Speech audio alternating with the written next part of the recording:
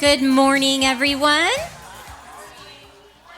I am so glad that you all made time to come here this morning, and it's just so lovely. I just want to thank everyone for the time you've put into this, for coming here, for bringing friends. For those that are brand new to our church building, we want to welcome you and hope you just have a really wonderful time. I am Trisha Cunningham, the pastor's wife here at Shadow Rock Church, and thank you.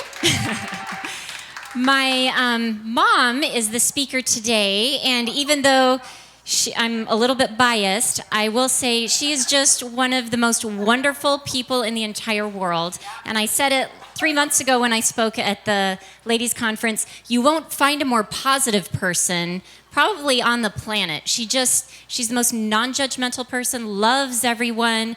I worked at the National Institute of Marriage in Branson, Missouri before we moved here doing marriage intensives, and we would co-lead marriage intensives. So groups would come in from around the country and we would do marriage therapy.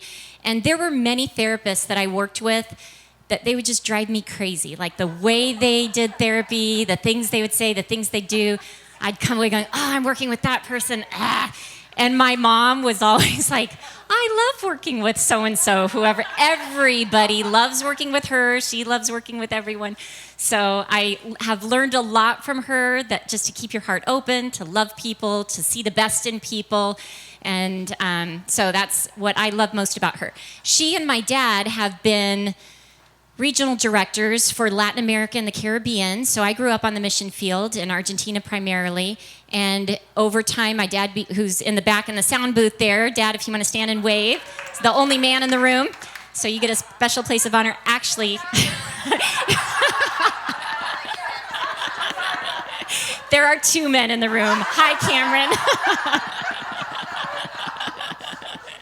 Yeah, that was a big miss. Cameron is my son, and we love him, and he's very masculine.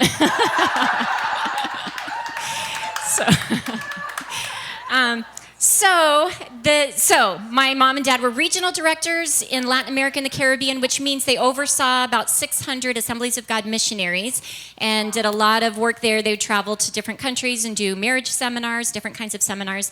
For today, even though this is Valentine's weekend and it would make a lot of sense to do a relationship seminar, we're kind of taking a different approach. We know not everybody's in a relationship.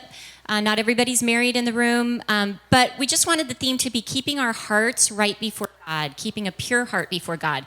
And I thought there's no one better to have this message, to speak this message, than someone with such a pure heart. So, Mom, Cynthia Nicholson, come on up and give the message.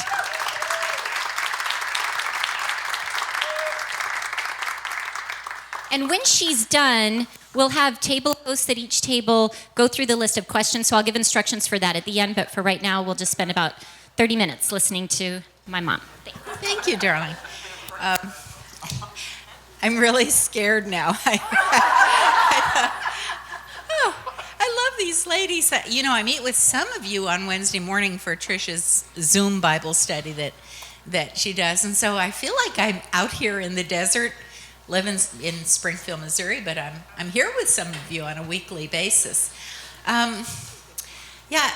Thank you, Cameron, for being the other man in the room, because he put this together. Isn't that just lovely? You have to appreciate technology. Well, we can go to this slide. When I think I know, but I don't. A few weeks back, I knew this session would be coming up, and the Lord just pressed on my heart a particular Bible story, and it's not a story about women. Here we are, all women. There's a girl in the story, and we'll talk about her, but it's this man named Naaman, and he gets it wrong. He thinks he knows, and he doesn't. The setup, this story is kind of important because of the lessons it teaches. Also, Jesus refers to Naaman. Now, this is an Old Testament story. We're going to be back in 2 Samuel. But way up in Luke, it says, and there were many in Israel with leprosy in the time of Elisha the prophet, yet not one of them was cleansed, only Naaman the Syrian. And there are 2 people in the Bible that were outsiders that received a miracle that's referred to in the New Testament. The other one is a woman who, you remember the story of the oil? The oil that multiplied and multiplied and multiplied, and it took care of her need. She was also from the north. Syria's in the north. And so she was also an outsider. This was in the time of the Jews were God's chosen people, and anybody that wasn't a Jew, well, take the back seat. It was Jews first. But here's the story of Naaman. So unto none of them was he sent except to the widow. Jesus opens the doors to outsiders. The people, the Pharisees particularly, didn't like it. I had as Tricia said, I'm a marriage therapist. I work with Focus on the Family Marriage Institute. And it's cool. The people that come listen to this radio program, Focus on the Family, they come from all over the United States for 2.5 days if it's just one couple, or 4 days if it's 5 couples. And we do group therapy or private with one couple therapy, always two counselors working together. And so I do both kinds of group or individual. And most of them come with a faith foundation because they heard about us through Focus on the Family. It's a faith-based radio program or station. But this one guy, man, do you know how hard it is to be a counselor and not be able to talk about Jesus?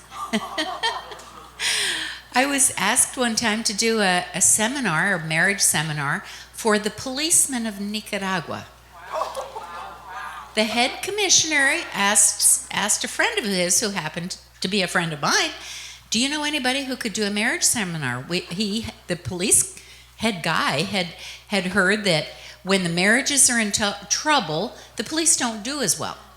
So he said, we need a marriage seminar. So he had his top officers come, and my friend said, oh yeah, I have the person. And I said yes. And then I go, oops. Blonde woman, English speaking primary language. How are they going to believe me? But the Lord gave me grace and an entry through PTSD that I understood cops have that first, and more than anybody else. And the opportunity to realize that, truth is truth, God's truth is God's truth, and I don't have to put chapter and verse on everything, and I just gave them a seminar. They invited me back 2 years later because 80 of them stood in the banquet at night when 2 Christian policemen gave testimonies. And they said, if you want to receive Jesus, stand. 80 people stood. So those are the things that, you go, okay, how do I do this with outsiders? What do I do? Look for the person who may look like an outsider. Are they uncomfortable? Can I reach them? I had a girl sit next to me in class. I've been in classes all my life. I'm the slowest student that CVC ever had. I started in 1965. I graduated in 2000. Then got my master's. It took Tricia 2 years. It took me 3 years. I graduated that in 2003. Everything, a little slow, but I'm living life and doing all kinds of exciting things with my husband all over Latin America in the meantime, except for COVID. So sitting next to a girl in class, she was an outsider. She was not in any group. She was just there. And I asked the Lord, help me think about her in a positive way so I can connect with her. What qualities does she have? And I said, show me how her future husband would be attracted to her. And then I looked at her and I go, oh yeah, yeah, that's easy. And, just started making connections. It just works. I became her friend. Another missionary friend I have, she calls me every now and then and says, can you go to coffee? And I go, yeah, and we put it on the calendar. It's hard. It's hard finding dates on the calendar, but we do it. with intentionality. And I was in Latin America. Her husband works in the system that we have modules of training for pastors. It's kind of like a master's level program. And I teach counseling courses for them, pastoral counseling, things for pastor educators who teach in Bible schools, things like that. And my friend, who I meet with occasionally, her husband introduced me and said, here's Cynthia Nicholson, and he said, by the way, yeah, she's not just a teacher, she's a counselor. And when my wife is spiraling down, she says, I think I'll call Cynthia. And they meet for breakfast or brunch or just coffee. And he says, it's always like a reset. Be a reset for somebody. He said it. I didn't even know that these were mini counseling. No, they weren't. We were just being friends, but she just needed something that my presence helped her in her life. So let's see. You need to see my family. Next slide. Okay, there's my husband. There he is over there. So present and before our wedding.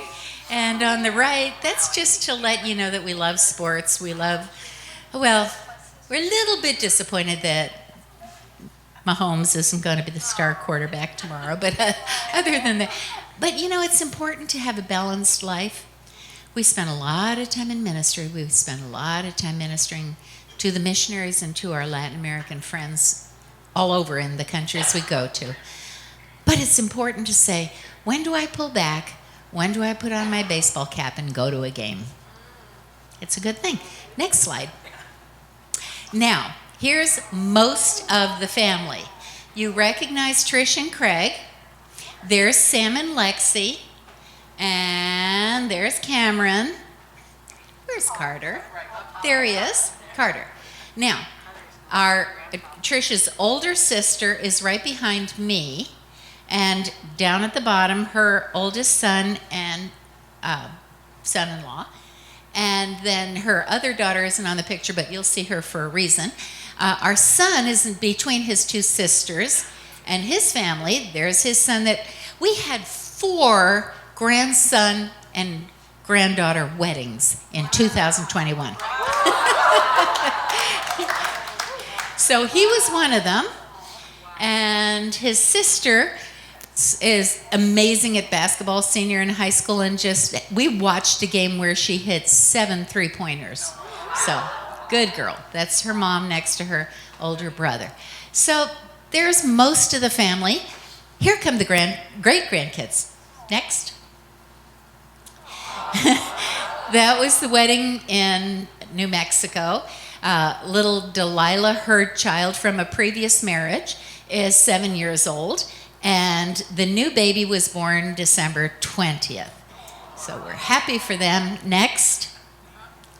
And here's other great-grandbaby to another granddaughter and grandson-in-law. Okay, next. Let's go.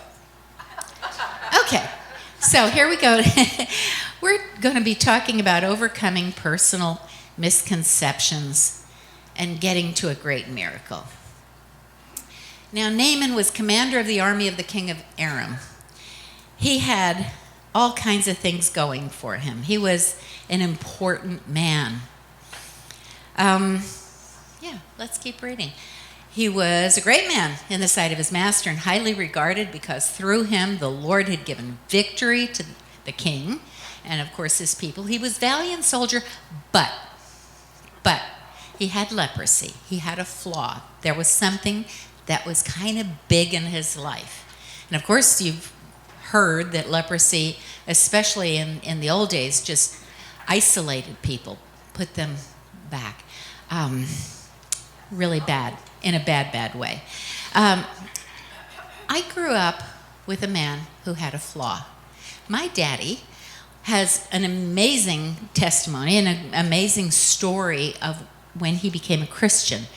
He had come from Sweden, had gotten in with a bunch of people, guys, that they drank a lot, and he found out from the doctor that he had 6 months to live, maximum 2 years, but he had cirrhosis of the liver. And he went to one of his drinking buddies and he said, "What do I do?" And his friend said, "Well, my wife goes to a church and she says they have answers. So why don't you try it?" So my dad went to this little church in Brooklyn, New York, and sat at the back, and the minister was just speaking right to him. I mean, when he'd point, he said, "That finger was just at me." It was an amazing night, a miraculous night. When the altar call was given to come forward to receive Christ, he ran forward. And that night, he was saved, delivered, never drank again, baptized in the Holy Spirit, spoke in tongues. What else?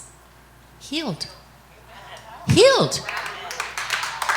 So, great story up to that point. My mom is sitting in the congregation watching this, and she's a single 30-year-old Norwegian girl from Norway, and a maid in homes, and praying for a husband. There were no men in America during World War II, so they were all either in the war or very sick or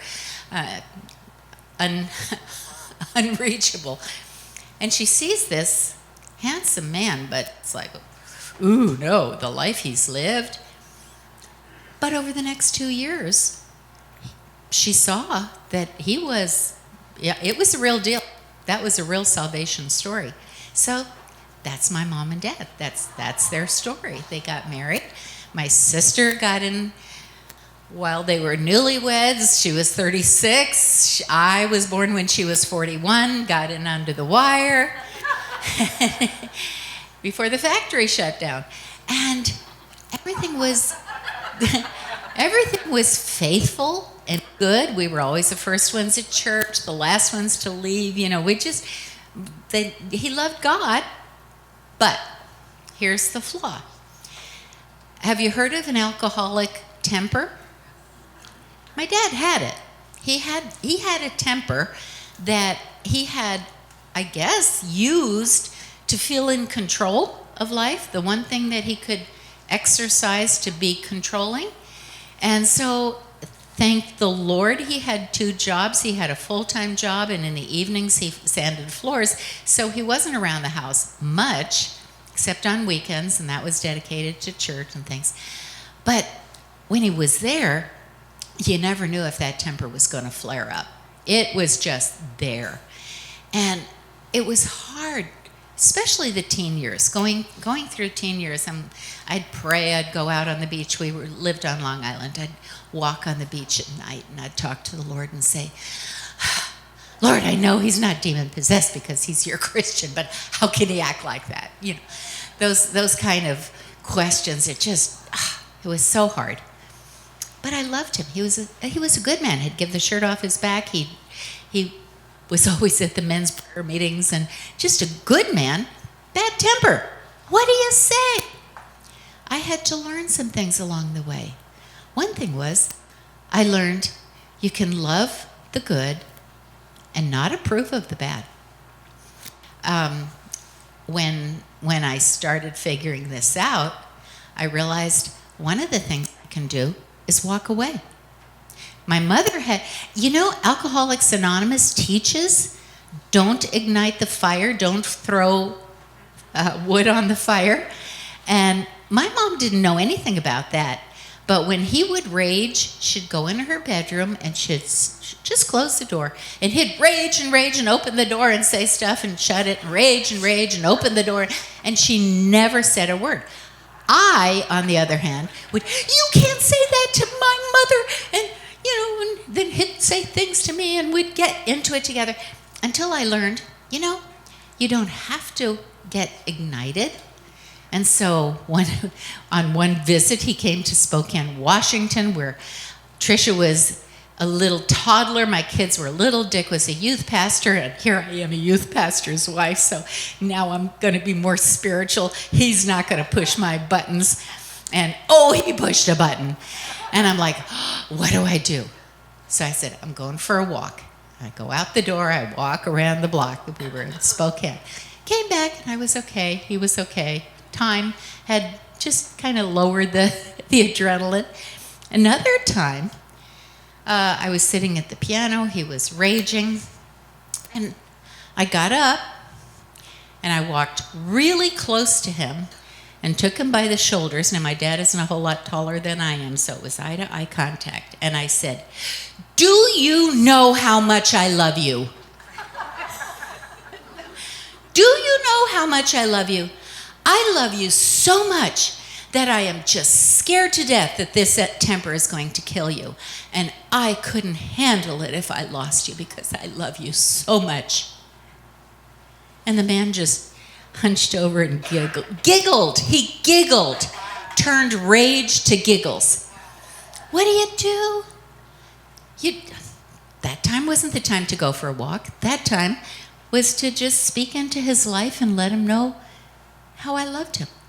You look at the flaw and look past the flaw and say, "Lord, help me to deal with this." The young servant girl had to overcome something within her. Her flaw was that she was basically a slave. The Israelites were captured by Aram and these people, and she was a servant girl in his house. And so she had to overcome saying, "I have something to say to my boss, but I'm not worthy. Who am I to speak? Who am I?" When I was a teenager, I was a governess in a home. The grandfather and grandmother owned this beautiful, beautiful estate on Long Island on the beach. We took the kids every day out in the water, and it was lovely. It was a nice place to be a teenage governess for the summer when the kids came over from England, where Mom and Dad brought them for summer. And nice job. But the maid and I we were friends, and she and I would just do things together on our hour off when everybody was down for their nap.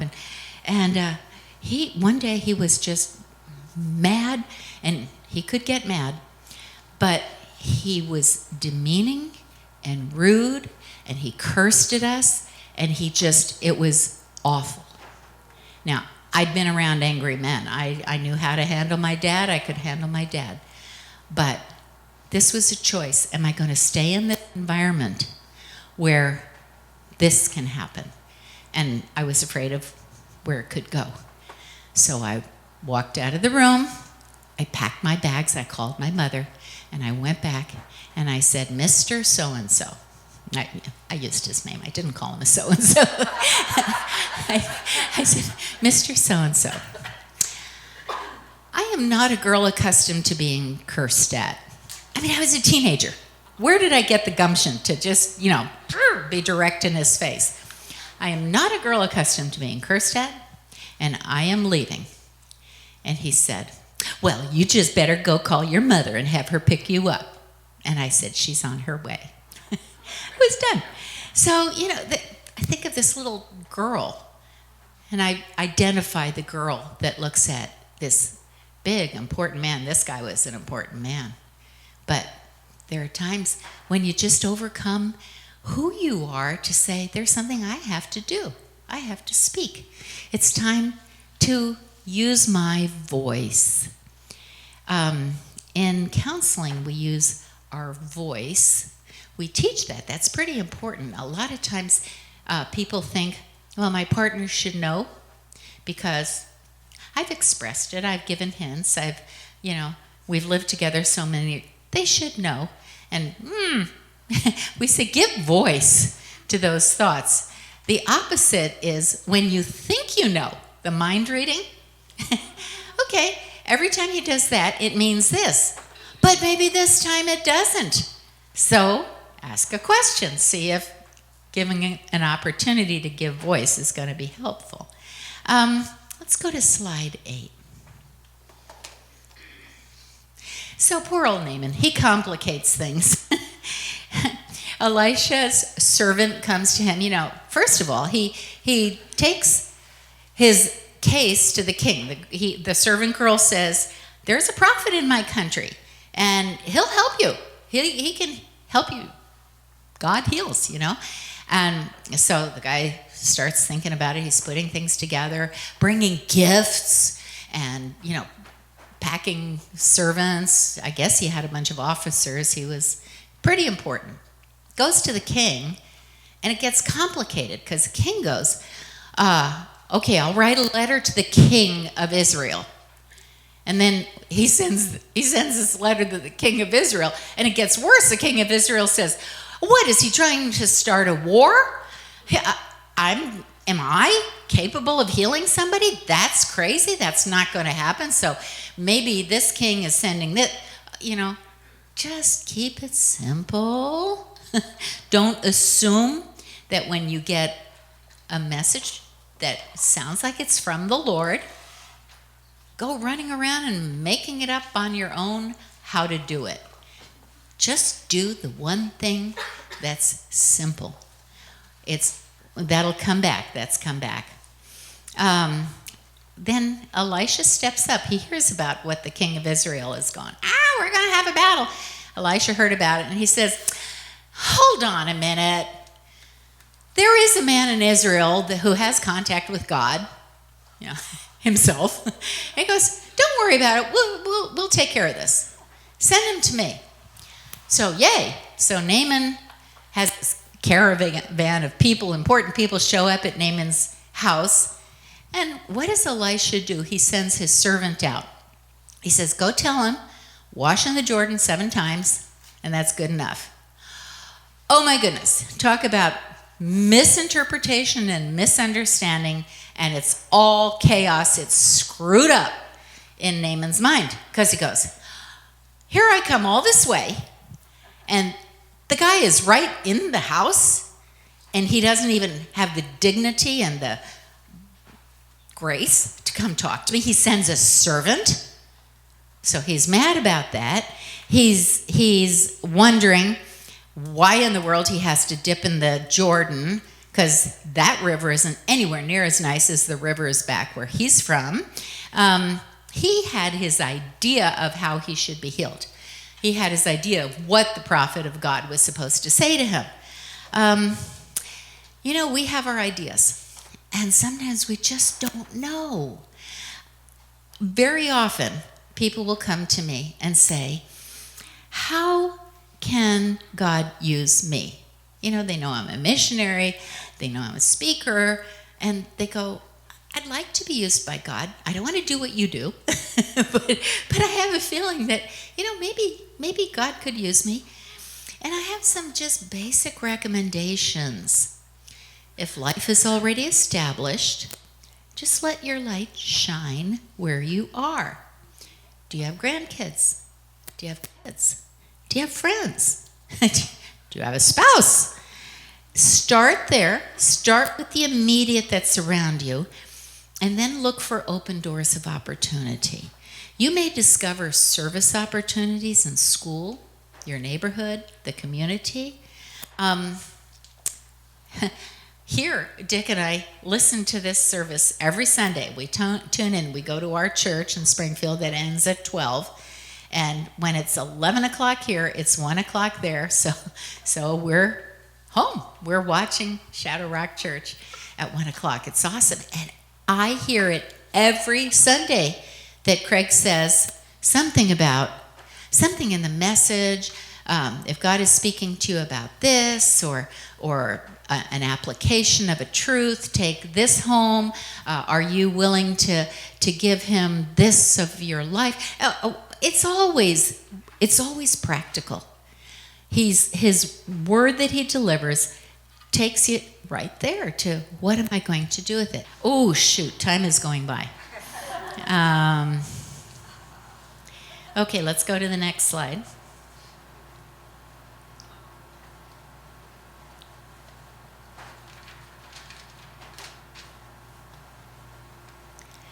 Yeah.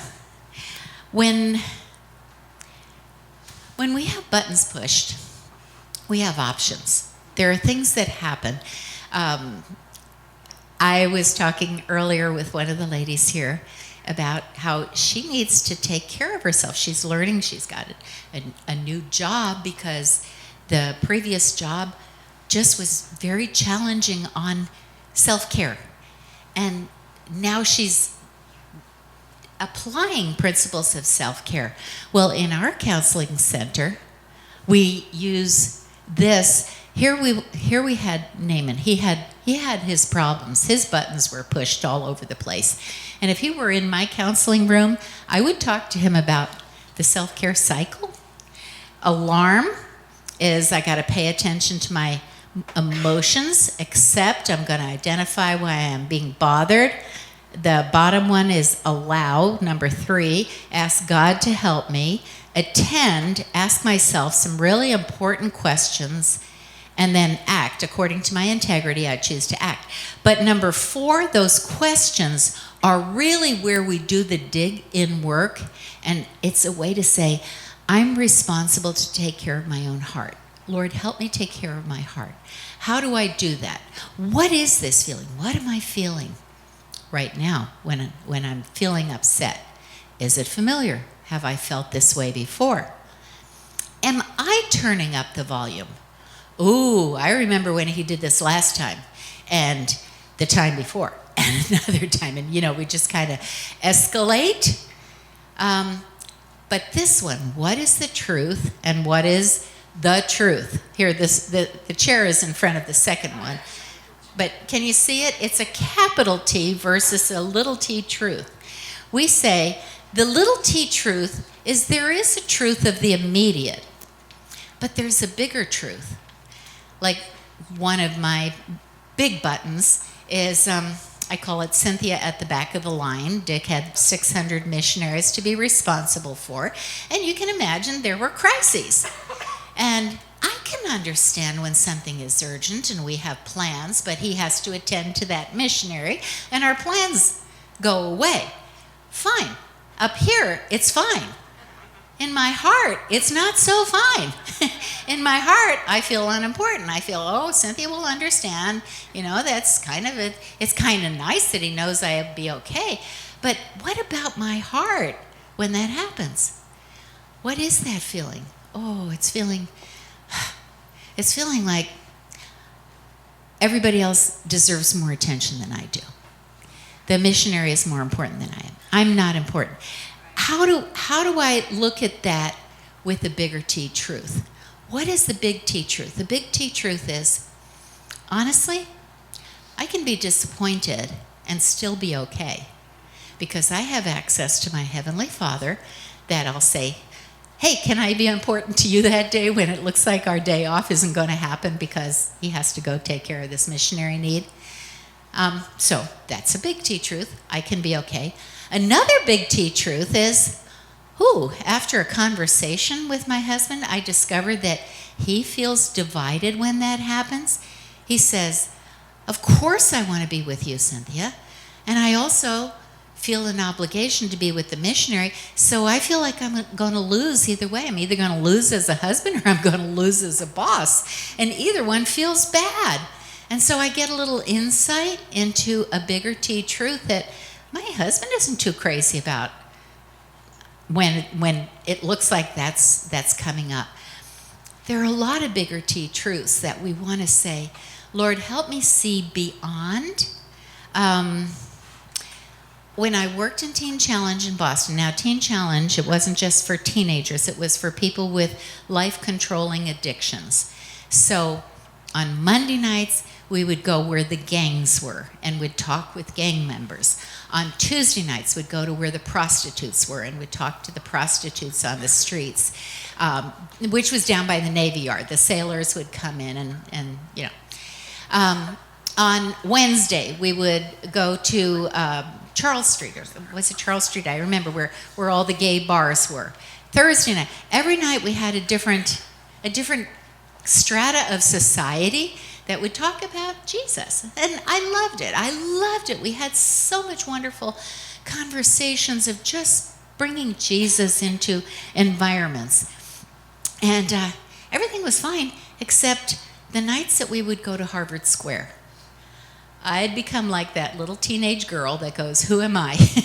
Who am I? These brilliant intellectuals that love to debate. If you start talking about God, well, blah, blah, blah, blah, blah. And it all goes mental or intellectual. And I just feel, I've only been to Bible school 1 year so far, and what do I know compared to these people? So I went to the director of evangelism, Bobby Crespo. He was a former drug addict, great guy. So I said, Bobby, I don't have a testimony of God delivering me from anything. I was raised in church, and I've been a Christian all my life. I don't have a testimony. What can I tell them? And Bobby says, Cynthia, what does Jesus mean to you? Oh, even saying it, I can't have that thought without it just being so real. Jesus fills my life. He means everything to me. Everything. And Bobby said, talk about Jesus. Just talk about what he means to you. Your relationship with him, how he helps you in the morning, how he helps you daily, how you bring your needs to him. That I could do. I want to give God the glory. One more slide. There should be some takeaways from this morning. I skipped a few things, so there might be some questions on your answer sheet that you'll go, what is this about? I don't know. She didn't talk about that. But it's in an effort to save time. These takeaways. First of all, know who you are. Overcome the insecurities that might be there just to be God's representative in the world. Every single woman here, oh, you are so beautiful. I mean, if you could stand here and see you, you'd go, wow, what a cool group. You're just beautiful. And I know that God has deposited pearls in each one, the pearl of great price that's worthy of just buying the field to find that pearl. You have it. You have something to share. You have something to give. You have something to develop. And just let the Lord do that in you. The next one is shake loose from your ideas about following God. When we think we know and we don't, he makes it easy. Just take one step at a time. If you've been given direction from God, don't try to get to the end of it. Jump.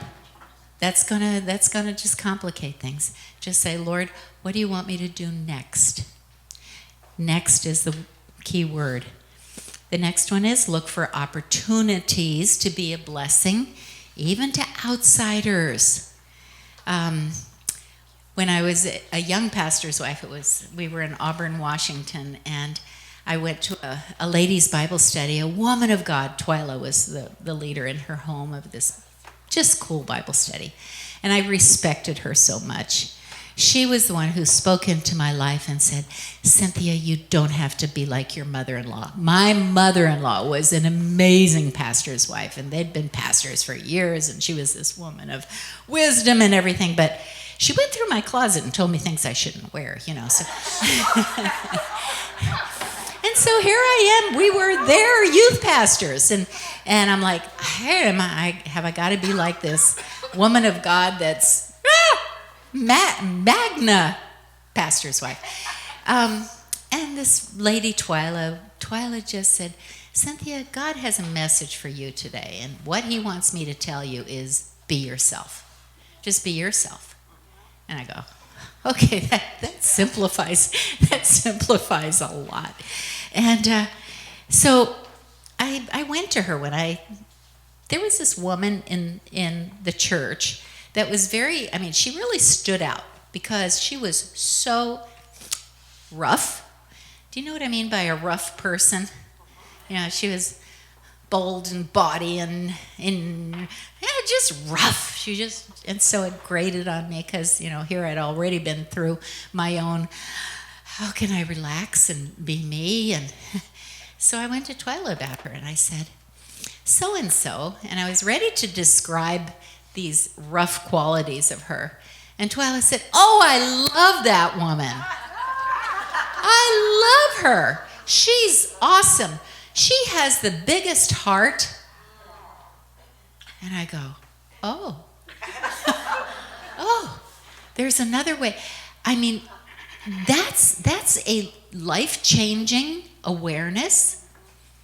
Just like I had done with that girl that sat next to me in class, look for how her future husband might see her. Now it's adding another dimension to it. Everybody has something that God has made you. God, we are all made in the image of God. So if he made us, we can love one another. Love one. I ended up honestly just loving that woman. Love her. And it wasn't getting past the roughness. It was loving her with the roughness. Yeah, it's there. Ignore it. Just love her because she was a great lady. And what can happen with that? When you have like the opportunity to do something, an outsider situation. As outsider as I have ever been in my life, I was in Mumbai, India. Dick and I had gone to work with a ministry to the prostitutes, and we saw the evening classes. We went in the various cubicles, really. They just had a bed and they stood in the doorway and they'd invite us in. And one little girl, young girl, as I was talking with her, next to her on the bed, she put her head on my shoulder. And it was like she felt safe. She felt trust. And they'd say, could you come in and pray for us? Could you come in and pray for us? And it was a mind-blowing time. In the evening, we went to the daycare, which was night care for the children, because the children, they will put, what are esposos called in English? Not wristband, what the police use. Handcuffs! Yeah, they would, sorry, I've been speaking Spanish too much lately. They would handcuff the children, or, whatever they had, under the bed, and that's where they would sleep while mommy's working. Because otherwise the kids would wander out and get lost. So our friends that had a ministry there had a night care, and they had all these little kids that we saw them all sing Christian songs, and they were well cared for and well fed, and they had a pallet to sleep on. And when mothers got enough trust in our people to say, I want my child out of this red light district, will you take them to the children's home? And when the mother wants that, we had a children's home. When I went, there were 75 children in this home. It was amazing. And they sang for us, they danced for us, it was just beautiful. And they prayed. When these kids prayed, every one of them was praying at this. I've never heard anything like that. It was amazing. So afterward, we were going around greeting the kids, and I had an interpreter, and we'd talk. And a little tiny, she couldn't have been more than 4 years old, she said something about prayer. And I said, does she want me to pray for her? And I was ready to lay my hands on her head and pray for her. And the translator said, she wants to pray for you. And I said, okay. And I got down on my knees, and her little tiny hands, I'll never forget, on my head, and she prayed.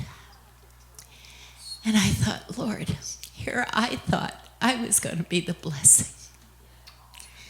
And you just turned it around and you let me be blessed. Thank you, Lord. Thank you, Lord. Anybody can be used of God to bless somebody else.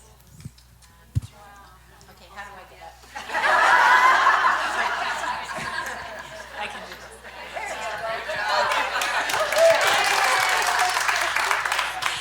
I had hip surgery in July, and I am walking again, and I'm just praising God. I'm thankful. There's another one. Dr. Greg Mundis Jr. in San Diego, California, did a surgery that my doctors in Springfield would never recommend. They just kept giving me shots, and I was out here in California. Lexi's husband said, why don't you see somebody here? And I did, and it worked. I mean, look at me, I'm walking. I'd love to spend my life thanking Dr. Greg. That's not possible, but I know it wasn't Dr. Greg. Who's the healer? God used his wisdom, his skill. My body is healed because God created our bodies to heal after surgery. There's so much, so much. It's easy for life to get in a rut. Our hearts can miss seeing the opportunities that God gives us on a daily basis. Whether your life is easy or hard right now, keep your heart open and listen for that gentle, sweet voice. One of my favorite passages of Scripture is when you turn to the right or to the left, when it's chaos, when you don't know which way to go. Listen for the voice behind you saying, this is the way, walk in it. And all I have to do is take one step, land there, and say, where do you want me to go from here? And the Lord will guide our path. The Lord bless you, ladies.